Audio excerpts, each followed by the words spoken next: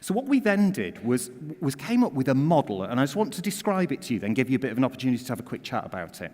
So we talked about what are the elements of personalised learning, okay, under that definition. And when we did that exercise and asked our school heads and principals what they thought, the number one thing that came out from over 90% of people was that the heart of personalised learning had to be based on good quality relationships in the classroom. You can forget the best teaching in the world if you don't have relationships in the classroom. And I remember learning that really quite early in my career. I remember working with a colleague who I'll call Janet, because that was her name, but I won't tell you her surname. But anyway, she was technically absolutely amazing, utterly amazing technically, but actually she had no relationship with the children. And I remember her helping me a lot to become technically better as a teacher. But when I watched her teach, it was sort of a bit sad because the connection wasn't there. And she just didn't have the whole package of stuff. So I learned quite a lot about that. So what we're saying is culture and relationships really matters. And then the other thing around that is you've got to know about the stuff, your curriculum.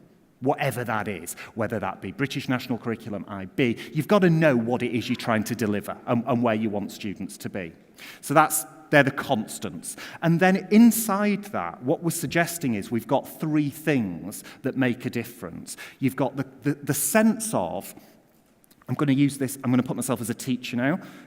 The first thing is, do I know the standard I need my children to be at? So that's the expectations and challenge. Do I actually have a model in my head that says I know where these students need to be and I know how to stretch them and how do I get them there?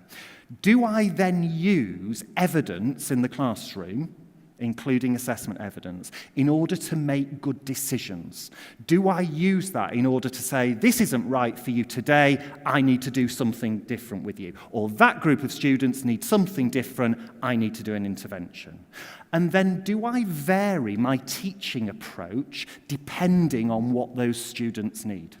Okay, so it's that sense of a sort of quite a flexible, fluid model in a classroom. You know, teachers that just do the same thing day in, day out, it tends not to work. And that doesn't mean you have to reinvent the wheel, but it's that sense of a fluid classroom. So you've got your relationships, you've got your curriculum that wraps around, and then inside that you've got what I describe as the magic, because I think the center of that Venn diagram is magic.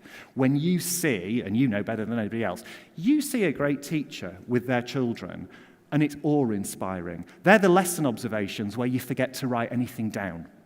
Because actually you think, this is just so amazing, I would want my child in this classroom now.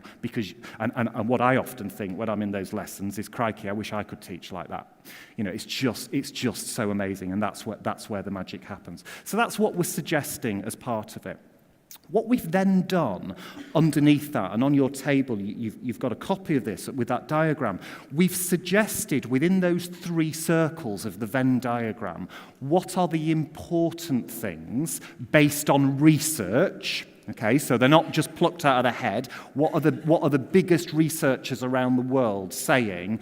These are the things that really make a difference in a classroom. Okay, so what I'd like to do is I'll just give you, I'm going to give you only 2 or 3 minutes now, but you can continue this conversation later and definitely back in school.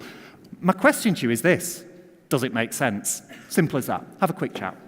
Does it make sense?